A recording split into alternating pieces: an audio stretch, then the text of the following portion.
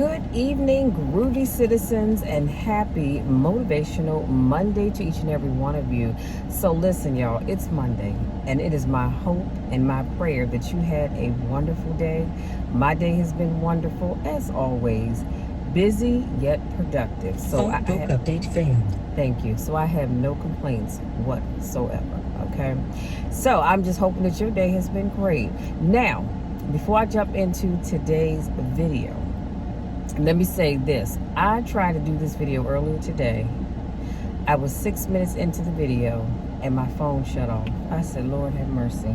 But that's because even though I turned my truck in the opposite direction, so I'm backed into my driveway now, but I pulled in thinking that the heat would not cause my phone to overheat and turn off. Well, and I even put a towel over the phone itself.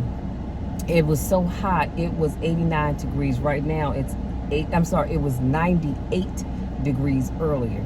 Right now it's 89. As you can see, I'm glistening, and that's just from walking out the house. And I pulled the trash cans over because I do have to get trash out tomorrow.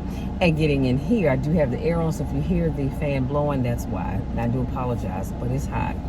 So anyway, I said, this don't make no daggone sense. I was 6 minutes into the video, and that little thing popped up, and it said, emergency use only.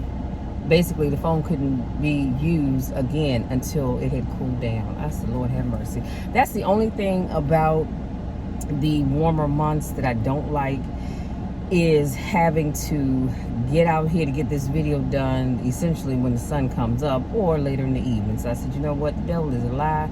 My day has been great. I am not going to stress over something I have no control over, and I'm always telling y'all about that. So anyway, this is what I do. The other thing I want to share with you. So last night I decided that, well, let me backtrack. Yesterday I was at church. I walked past about 4 different people, places, and things, trying to slide by, taking people and things along with me. So I said, you know what? Enough is enough. Enough is enough. I am going to get my behind back in the gym, and I'm going to get back on to my healthy eating. Because I've had more cheat days than I should. I used to be that I only had a cheat day once a week. And I typically either made it a Friday, Saturday, or Sunday. And I've gotten to the point lately that I've had cheat days probably about 3-4 days a week, sometimes every day. Don't judge me because I don't judge you. So anyway, I decided, my back is itching. I decided that I'm going to, beginning May the 1st, I'm going to become a pescatarian. And my sister was saying, that's what Tanya is. That's my sister-in-law. She's a pescatarian. I said, oh, okay, that's what you call that. So for those that don't know what that is, it refers to a vegetarian diet with the addition of seafood. So you have plant-based foods such as fruits, vegetables, beans. Now, I'm not a bean lover. I'm not even going to lie about that. I'm not a bean lover. I do like pork and beans, but that's only if I'm having a hot dog, and since I'm not going to be eating meat, I won't be eating any beans. Whole grains, nuts, and seeds, and they all supply many vitamins and minerals, and the seafood, of course, provides protein and omega-3 fatty acids. So I can also have eggs and dairy if I choose to, which is awesome because I love eggs and I love dairy. Now, somebody asked me once, a couple of times, people have asked me, what kind of milk do you use? And I think I've shared before, and if I haven't, I apologize, I'm sharing now. I only drink, I'm going to say 99.9% of the time, I only drink lactate milk, whole lactate milk. And that is because people say, oh, but what about almond milk? I've never tried almond milk, but I do drink soy on occasions, but I stopped buying it really because I don't like soy milk in my cereal. Because if I'm eating, I'm going to say sorry, my shirt's falling down. If I'm eating Captain Crunch, I don't want my cereal to taste like Soy Crunch, okay? I want it to taste like Captain Crunch. So I just noticed that the soy milk changes the flavor of my cereal, regardless of what cereal I'm eating, and it tastes like soy, whatever it is I'm eating. And I don't want that. I want to enjoy the cereal that I'm eating, so I just stopped buying soy milk. But, you know, I can't have it if I choose to, so that's why I stick to my lactate milk. because I am lactose intolerant. And before you say it, because I know somebody somewhere is saying, well, you're not lactose intolerant. We weren't designed to drink milk. Yep, whatever. I like milk because I like cereal. Period. End of sentence. On the off chance that I have coffee, which is very rare, I don't use cream. I will put milk in my coffee. Okay. So you do you, I'm going to do me. And yeah, so the lactate enzyme in milk, my body's not able to process it, which means, and if you're lactose intolerant, y'all know exactly what I'm talking about. You end up with the gas. I don't mind the gas, because guess what? It's something that we all do. All right, let's just keep it real. But it's the upset stomach feeling that I don't like. You know, you get that, and you have the gas, and then you constantly having to go to the bathroom, and you might not be at a place where you can just run to the bathroom. So in order to avoid all of that, I just do the lactated milk. But you use whatever milk you use if you drink milk. Now, I've also decided that since the warmer weather is back, I'm going to go back to using my infused water in my, my daily just daily living. And for those of you that don't know what that is just basically taking fruits and vegetables and add them into your water. You let it sit for a couple of hours, or if you let it sit overnight, it's even better. And it's great. So I just take regular water, and I'll put lemon slices in it. Let it sit overnight. Oh my God, it's so refreshing, and it gives it a nice little taste to it, because as you know, water has no taste. You can add limes to it. I've done it with cucumber, and I've also done orange slices, but I think I'm going to be adding grapefruit, peaches, some ginger, and strawberries. So what you put in it really is your business. It's whatever you like or don't like, okay? But that's infused water. And like I said, you can let it set for a couple of hours and then drink it. Some people put it in there and drink it right away. I personally like to allow mine to sit overnight, because the flavor really gets into the water. It's just super, super, super refreshing. So essentially, what I just shared with you is my new health and wellness journey. And y'all, let me tell you this.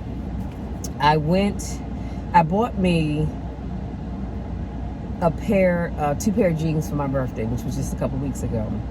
And I got me 2 pair of Levi's, and they are relaxed fit, straight leg, high raised jeans. That's a whole lot, isn't it? But they're size 16. Okay, don't judge me, because I don't judge you. And that should have been another tip off to say, Michelle, you need to get it together, because prior to COVID, I was wearing a size 14 in my jeans. So as you can tell, yes, I have picked up a little bit of weight, but it's all right. It is all right, because we're getting it under control, okay? And today started my first day back in the gym since January. Yeah, I know. The first day back since January. And so I've committed to doing a 7-day cardio challenge. I'm just challenging myself, where for 7 days I'm going to the gym to do an hour of cardio only. So today was my first day. Took my lunchtime, I went over to the gym, and I did 1 hour. It was a total of 65 minutes, because you have your 5-minute cool down. And I ended up burning 657 calories, and I walked a little over 3 miles. So I said, you know what, I'll take it. Now, I do like, with my watch, I can measure my heart rate, because I noticed a couple of times my heart rate kind of got up to like 150, 155, which can be a little concerning sometimes, as long as it doesn't stay there for long periods of time. So I did want to make sure I was regulating my heart rate as I went along. Not that I have heart issues, but just, still, I don't want anything that could potentially trigger a seizure for me. So, but anyway, I shared all that with you all. We're going to jump into this video, but I shared that with you all to say, if you put down on your vision board, in your vision book, or whatever it is that you choose to write in, that health and wellness was something that you were going to be more intentional about, I want you to start now. And here's why I say that. Some of you started in January. I did too. But then life happened, and I just fell off in February. I fell off in March, and most of this month. So for this month, I'm only going to have 2 days of going to the gym. But that's on me, because I allowed other things to get in the way or become more important than me taking care of myself. So I'm back on track, and we're not going to allow that to happen anymore. Okay. So if you are on a new fitness journey, be it eating better or working out or whatever, leave me a message in the comment section just to let me know. I'm just curious as to what it is that you all are doing. Now let's jump into today's video, because like I said, I need to get this done before I lose the rest of my daylight, and I need to get this trash out. So today I'm going to be sharing some Stoic motivational quotes to inspire you in 2024. Some of y'all saying, but Michelle, I'm already expired. But you'd be surprised at how much inspiration we still need, even when we think we are already inspired. I have 9 things to share with you, and I promise I'm going to let you be. Number 1, the truth is, everyone is going to hurt you. Can I say that one more time? Everyone is going to hurt you. You just got to find the ones worth suffering for. I'm going to let you think about that one. Because if you think about it, everybody hurts us in some way, shape, or form. Our children make decisions that we don't really care for, but we know that they're adults and they have to make their own decisions. Sometimes they have to find their own way. Even when we try to tell them what's right and what's wrong, they've got to figure it out for themselves sometimes. And so our children can hurt us. If you have a child that's not performing well in school and you know they can do better, that's hurtful to us. We've all been hurt in relationships. You know, when people that we love and care for leave us, i.e. meaning they pass away, that is hurtful to us. So that's why I said I love that quote, that everyone is going to hurt you. You just got to find the ones worth suffering for. Number 2, turn your wounds into wisdom. So as we think about being hurt, maybe we made a bad decision, a bad investment, maybe that job didn't work out, maybe that promotion didn't come through, whatever the case may be that has wounded you. I want you, starting today, to turn that wound into wisdom. See, because what I've come to understand is when things don't work out in life, if you take that wound and you turn it into wisdom, you will learn so much, and you will become a much better person, having learned from what didn't work for you. Number 3, loneliness is the price you pay when you start to improve yourself. Keep that in mind. Keep that in mind. And I think that is so fitting, because as I said, hold on y'all. Hey, how you doing? I'm good. Thank you, love. Have a good one. Thanks. Sorry, y'all. That was the Amazon delivery driver. What was I saying? Loneliness is the price you pay when you start to improve yourself. Whenever you start to improve yourself, you're going to watch the people that stood with you, the people that had your back, they are going to start to fall off. And here's why. Typically, it's for one of 2 reasons. Either it's because they were never really riding with you to begin with. Okay, let's keep it real. Everybody that says they're riding with you, they're not. And you'll know this when you start to change and you want to become a better person, or they're going to fall off because they can't handle the new you. Come on, somebody. Become a different person, become a stronger person, become a better person, and watch the folks around you that can't handle this new you begin to fall away. And it's all right. It's all right, because anybody that chooses to leave you as you are trying to better yourself, honey, they weren't meant to be in your life anyway. Number 4, failure is a bruise. Come on now, not a tattoo. Y'all, we can pass the collection plate, I can't even talk, pass the collection plate, give the benediction, and going home on that note. Failure is a bruise, not a tattoo. Come on now. Do you know how many times I have talked to people who have failed at something or many things, and they act like they can't move on? Okay, I get it. You failed to spend your money right, and now it's gotten away from you. You failed to do what you were supposed to do in that relationship, and now you no longer had it. You failed to do what you were supposed to do on your job, and you don't have that anymore. Whatever it is, you failed to make your payments on that car or that home or that apartment, and now it's gone. I get it, but it is a bruise that will pass. It is not a tattoo.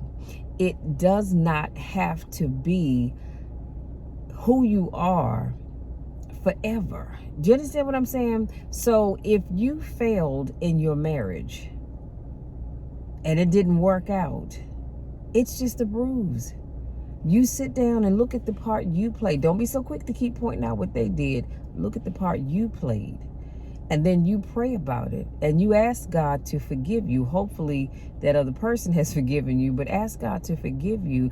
And you take what you've learned and you now become a better person, so that when God sends on the next person in your life, you are ready to get married again. Now, granted, some people are just not designed to be married, and that's a whole nother video for a whole nother time.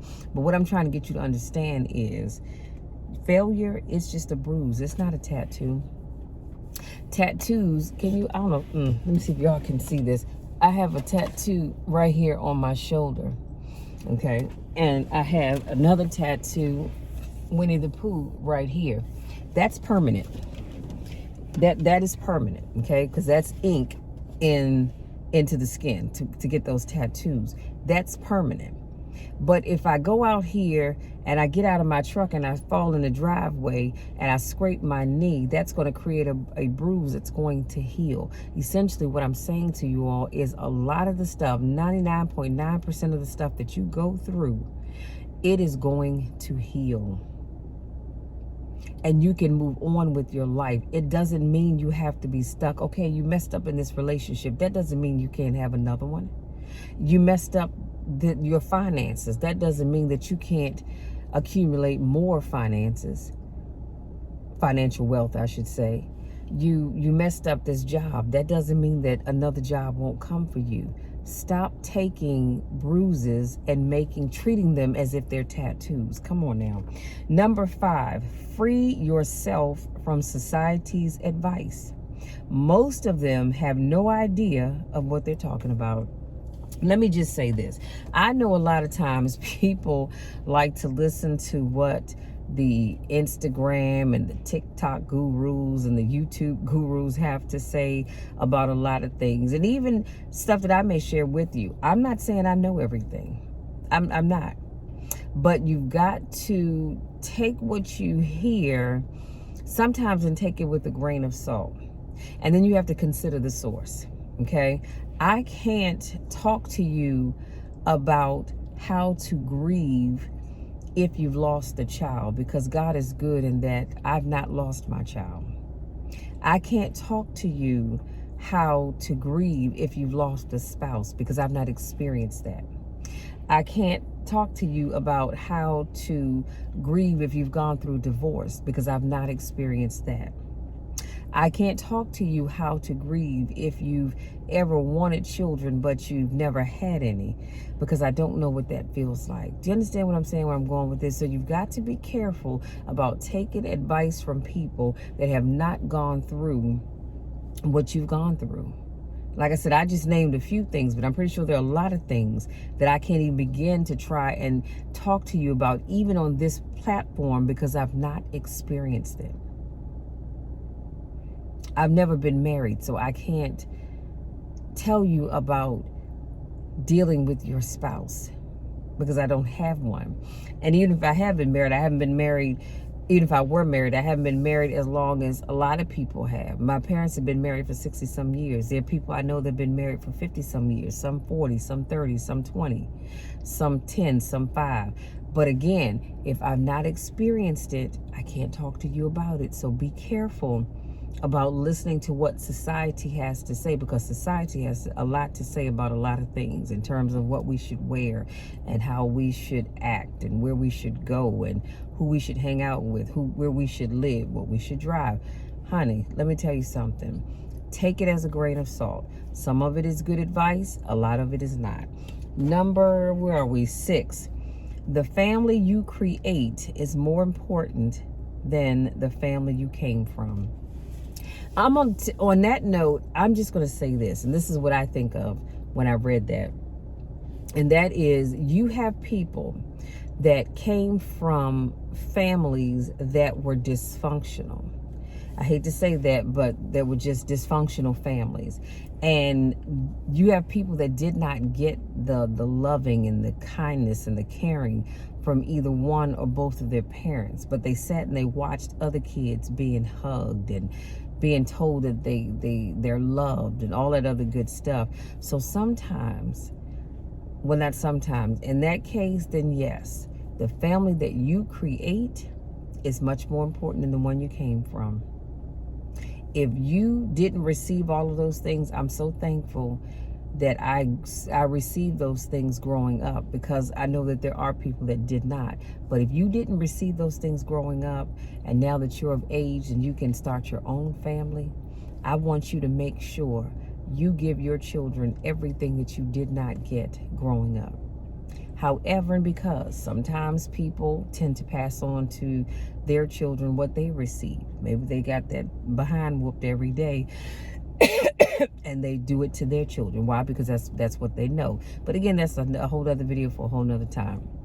All I'm saying is, make sure that the family that you've created, that you know is more important than the family that you came from. Okay. Number 7, how many things would you attempt if you knew you couldn't fail? I really want you all to think about that. Think about that. How many things would you attempt if you knew you couldn't fail? I want you all to really, even after you're done watching this video, I want you to sit and really think about that. Say to yourself, whatever your name is, insert that there. What would I do if I knew I couldn't fail?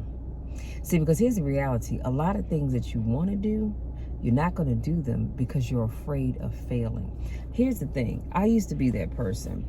But what I've come to understand, that in this life, you're going to do one of two things. You're going to either succeed or you're going to fail. It's as simple as that. And if you don't ever try anything, how do you know? When I hear people say, Michelle, I would love to start a YouTube channel. And I say, great. Why not start one? Because I'm afraid. Afraid of what? Because what if it's not successful? What if people don't listen to my podcast? Well, you know what? When I started out, I didn't get views, but that didn't stop me.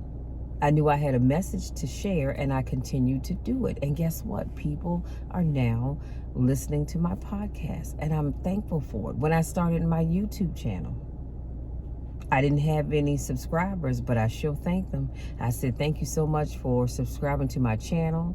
Thank you for liking this video and sharing this video.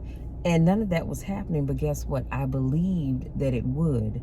So I continued to say it. I was thanking the people in advance. Come on now, y'all know how we do when we thank God in advance for what we want. Well, you've got to do the same thing when it comes to things that you want to do. Stop worrying about failing. Let me say this and I'm gonna move on. Where you put the most of your attention and your time, that's where you'll end up being. So if you constantly think about failure, that's what you're going to do. Why? Because you think about it all the time. So I need you to stop thinking about failing. Pick one or two things. Create a list, but then pick one or two things that in this first quarter of the year that you're going to take on, believing that you're going to be successful, and try it. Number 8, if you aren't willing to work for it, don't complain about not having it. Come on, somebody. Did I not open up this video telling you all that I have made it up in my mind that I'm getting back on my health journey with my changing my eating, as well as getting back into the gym? See, I can't complain about the results that I didn't work for. And too often, this is what we do. We complain because We don't have the car that we want or the house that we want because we don't have the money to put down on it, but you haven't done anything to get the money for it. You complain about not having the relationship that you've been looking for, but then you don't go out to meet anybody. Come on now. How do you expect to meet somebody if you don't ever leave your home? We complain about not having the muscles that we want, or the scale is not saying what we want it to say, but we're not doing what we need to do in order to make the scale go down. Instead, it continues to go up. All I'm saying is you cannot complain about the things that you aren't willing to work for. If you want a successful business, you got to work for it. Yes, you can pray about it, you can ask God to bless it and all of that, but at the end of the day, you still have to do your part. You still have to do your part. People think, oh, well, I asked God to bless me. That's like saying, Lord, let me hit the Powerball or the Mega Million, and here I don't play either one of them. How am I going to win something that I'm not even playing? Come on now.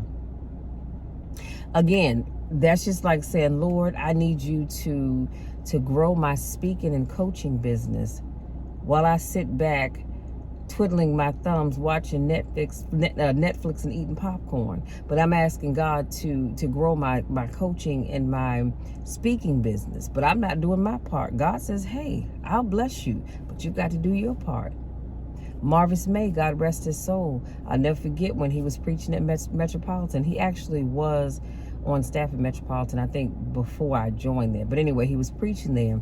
And he talked about how we want God to do things for us, but we don't want to do our part.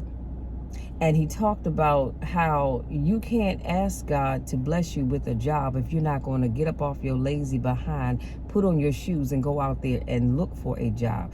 Go out there and start filling out applications. God will bless you when you do your part. Come on now. And number 9, one day, all those late nights and early mornings will pay off. I wanted to end with that one. One day, all those late nights and early mornings will pay off. So that can be a lot of things. Maybe you had to get up early in the morning to go to a job that you didn't even like, but you went because you had to. Maybe you had to take on a job that didn't allow you to get off until late at night, or whatever the case may be. It is going to pay off. That much I know.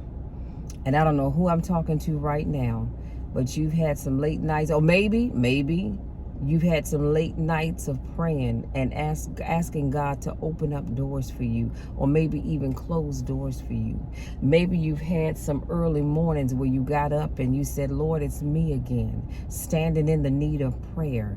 I'm asking that you open up the doors of whatever it is that you need open. Or Lord, I need you to close the certain doors. Or as the word says, open up doors that no man can close, but close doors that no man can ever open. Whatever the case may be, just know that your late nights and your early mornings, they're going to pay off. All that prayer that you've been doing, God hears you. It's going to pay off. That hard work where you've been working from sun up to sundown, it's going to pay off. Don't give up. Don't give in. Keep doing your part, because God is going to bless you.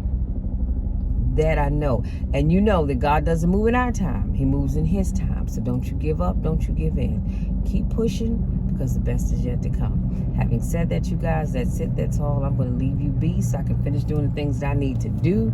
And my shirt keeps falling down. And get in here and find me something to eat. But I really could not wait to share those quotes with you. And it is my hope and my prayer that it resonates with someone, and that you will think about, there's 3 helicopters flying over, that you will think about these things. They'll be in the description box as you go through the rest of this year. And for many years to come, of course. But as you go through the rest of this year, keep these things in mind. Go back and revisit them. Life is hard for all of us. But if you don't give up, God's not going to give up. Okay? Having said that, if you're new to watching my videos, I want to say welcome. Thank you so much for joining me. I do car conversations every Monday, Wednesday, Friday, and Saturday. So make sure you come back on Wednesday. I'll have another topic for you. If this is not your first rodeo, I want to say welcome back. You know I miss you when I don't get a chance to see you. Now listen, if you're not subscribed to my channel by now, what are you waiting for? Please make sure you hit that subscribe button and tap that bell so you don't miss anything, okay? Please do that for me. And again, having said that, y'all know the drill and you know the spiel. I love you to the moon and back, and there is nothing, and I mean absolutely nothing that you can ever do about it, because that is not going to change. I love you all so very much. So very much, and I want nothing but the best for you. Always know that if you don't have anybody else in this world that's praying for you, I'm praying for you. Many of you I don't know, I've never met, probably never will meet, but I'm still praying for you. I'm praying that God is going to open up doors for you that's going to lead to bigger and better things. I'm praying that God is going to close some doors for you that's holding you back even right now. But don't you give up on yourself. I'm not giving up on you, so don't you do it. Love you all. We'll talk again on Wednesday.